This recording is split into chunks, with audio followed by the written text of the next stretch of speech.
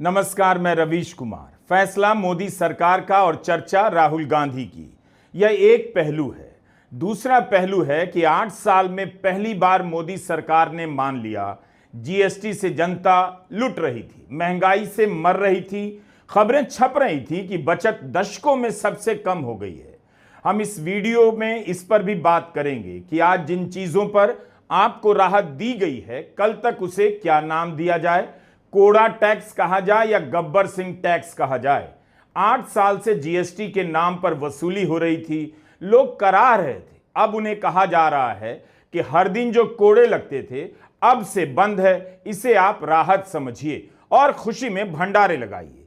लोगों की जेबें खाली हो गईं, उनका दिवाला निकल रहा है, तो अब कहा जा रहा है दिवाली का गिफ्ट दिया जा रहा है।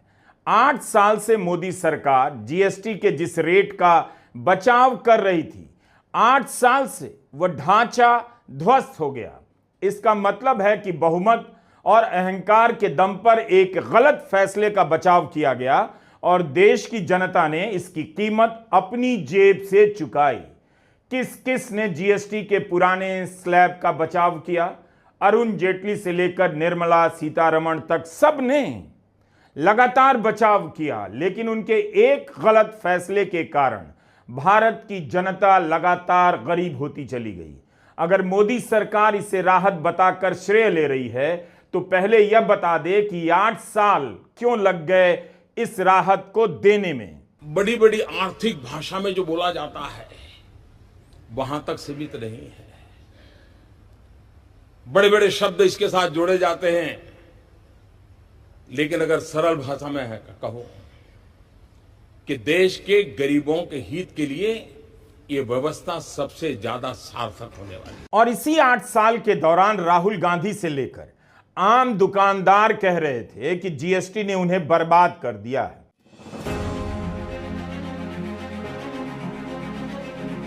ये अच्छा एक्सपीरियंस दिया आपने मुझे। ये चाहिए टमाटो केचप चाहिए। ये नहीं चाहिए, ये सर। चलो ये आ गया। और बिस्किट से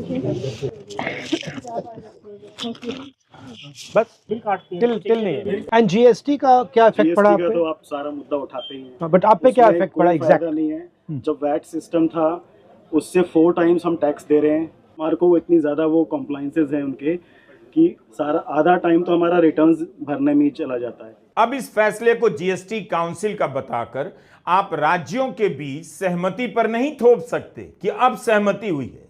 अगर राज्यों की काउंसिल को ही फैसला लेना था तो उसके फैसले से पहले लाल किले से प्रधानमंत्री मोदी इसकी घोषणा नहीं करते। जब भी कहा गया कि जीएसटी ज्यादा है तो काउंसिल पर थोप दिया गया और काउंसिल इससे पहले फैसला ले प्रधानमंत्री मोदी लाल किले से देश को बता देते हैं। इसका मतलब यही हुआ कि फैसला उनके हाथ में था। जीएसटी की काउंसिल में भी बहुमत बीजेपी का है, तो बीजेपी को दिखाना चाहिए कि उसके किस मुख्यमंत्री ने, किस केंद्रीय मंत्री ने, किस सांसद ने मांग की कि जीएसटी से जनता बर्बाद हो रही है, बचत उसकी खत्म हो गई है, जो बचा हुआ है वह भी उड़ता जा रहा है। इस टैक्स ने जनता को किस किस स्तर पर कंगाल किया, अभी इसका हिसाब जनता भी नहीं लगा पा रही है। जब लगाएगी तब पता चलेगा। हेल्थ बीमा को लेकर नितिन गडकरी ने एक पत्र तो लिखा था, तो इसी को लेकर बीजेपी बता दे कि वित्त मंत्री से लेकर उसके किस मुख्यमंत्री ने गडकरी का समर्थन किया। बीजेपी के राष्ट्रीय अध्यक्ष जेपी नड्डा भी बता सकते हैं कि पार्टी अध्यक्ष के नाते उन्होंने कब वित्त मंत्री से मुलाकात की कि राहुल गांधी सही कह रहे हैं, जीएसटी के कारण जनता बहुत परेशान है, इसमें अब सुधार होना चाहिए।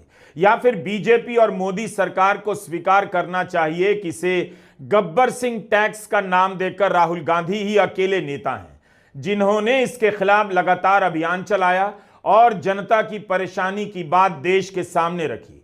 भले ही इस फैसले पर जीएसटी काउंसिल का दस्तखत हो, लेकिन 28% का स्लैब गलत है, 4 स्लैब गलत हैं। इसकी बात तो राहुल गांधी ने ही लगातार और प्रमुखता से की है।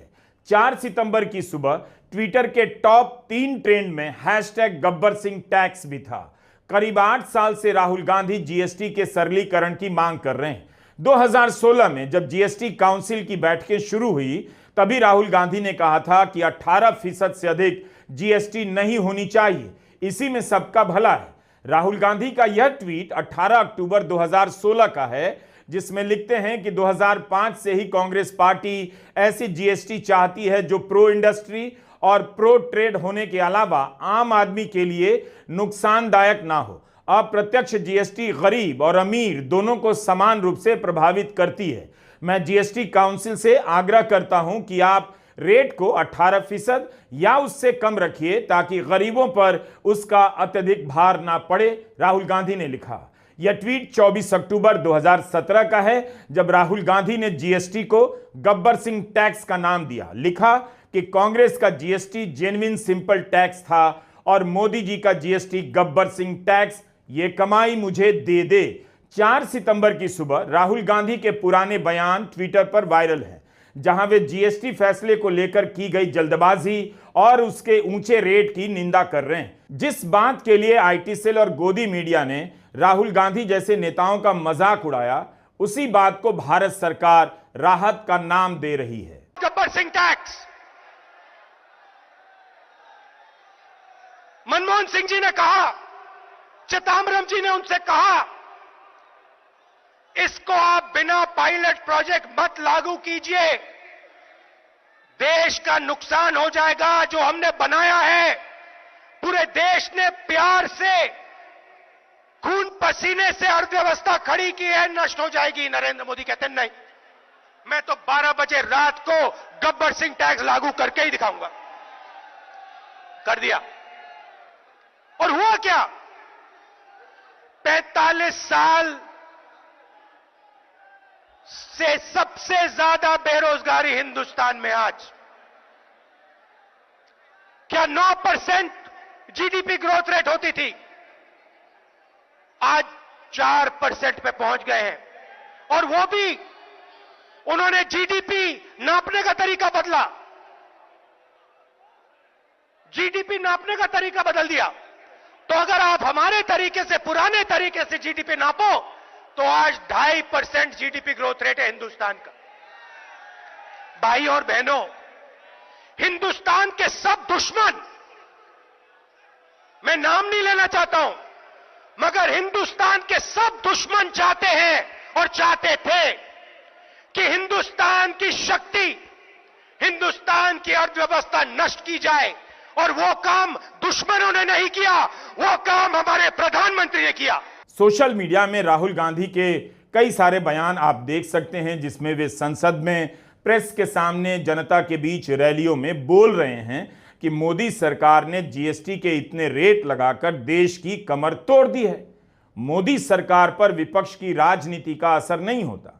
आपने देखा ही, वोट चोरी का गंभीर आरोप लगा, चुनाव आयोग ने अपनी तरफ से कोई जांच नहीं की। जो प्रेस कॉन्फ्रेंस हुई उसमें किसी सवाल का ठोस जवाब नहीं मिला, ना आयोग इसकी परवाह करता नजर आया। और ना मोदी सरकार के भारत माता की जमीन पर वोट चोरी कैसे हो सकती है, किसी को किसी बात से फर्क नहीं पड़ता। इस दौर में लगातार जीएसटी के खिलाफ 8 साल तक बोलते रहने वाले राहुल गांधी अकेले नेता कहे जा सकते हैं। इसका मतलब है देश की अर्थव्यवस्था को लेकर उनकी समझ 1 दशक से ज्यादा समय से सरकार में बैठे लोगों से कहीं ज्यादा बेहतर थी। आखिर वही क्यों करना पड़ा जो राहुल गांधी ने कहा? नोटबंदी और गलत जीएसटी ये कानून नहीं है, ये हथियार हैं। ये गरीबों को चोट पहुंचाने के, छोटे बिजनेस वालों को, स्मॉल और मीडियम वाले बिजनेस वालों को चोट पहुंचाने के हथियार है। और इनका लक्ष्य हिंदुस्तान के अरबपतियों का फायदा करवाना, और जो आपका है, छोटे दुकानदारों का है, स्मॉल और मीडियम बिजनेस वालों का है, वो उनसे छीनकर हिंदुस्तान के सबसे बड़े उद्योगपतियों को दिलवाने का है। 1 जुलाई 2017 को जीएसटी लागू होती है। उसके पहले से जीएसटी काउंसिल की बैठक शुरू हो गई थी और अब तक 55 बैठक हो चुकी थी। इन बैठकों में 2 स्लैब करने का फैसला क्यों नहीं किया गया? 56वें बैठक में कैसे ध्यान आया कि जनता की जेब में पैसा नहीं बचा, बाजार में दम नहीं रहा, लोग खरीद नहीं पा रहे। बहुत सारे आंकड़े आए इस दौरान, फिर भी सरकार ने जीएसटी को बड़ा कारण कभी नहीं माना। जब भी जीएसटी पर सवाल उठा, आंकड़ा दिया जाने लगता